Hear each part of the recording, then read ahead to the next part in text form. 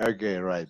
Dr. Sorry. Cas, when we last talked, we focused on the DNA of a teacher, and that was a real critical point for you in your professional development.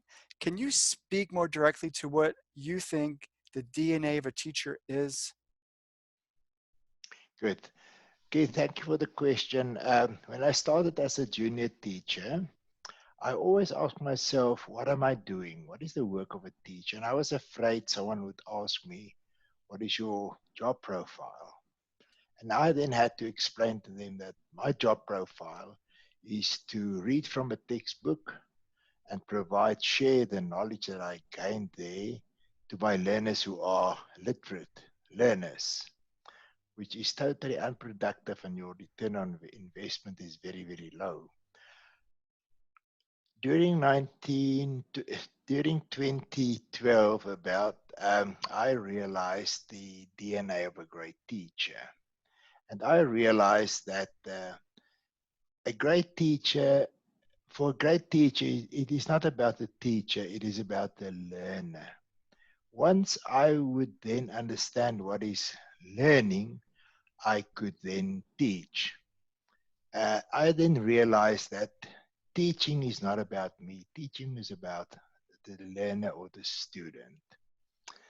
And I also realized that I need to get my learners to explain to me. Once they explain to me, I would then be sure that they would understand. I then created this analogy of a teacher sitting in a teaching driving seat and drive all over whilst the learners are hyperlinking all over. Instead of that, the learner should take ownership of their own teaching driving seat and do their own driving. How do I do that?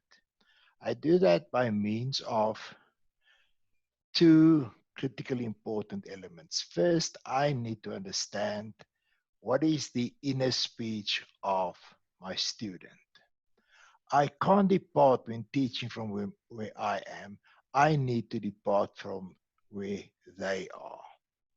Once I know where they are, I can then get them to where they should be.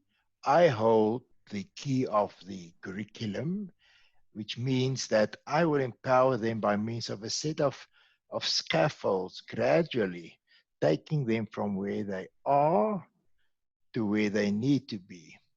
I also coined this, which I call an empowering question. That is for the learners, which I call those with the short legs. Now, an empowering question is a question that you ask to a student with short legs, not the bright one in the class, meaning that you as a teacher follow that learner's inner speech over time. You will exactly know which questions would that learner answer correctly. Zooming in on that learner, asking him or her that empowering question, which will lead to a correct answer because you know the learner. Meaning you are in control of scaffolding that learner, listening to their next level of inner speech as they develop their thinking towards the final answer, which would then be eventually what is requested by the curriculum.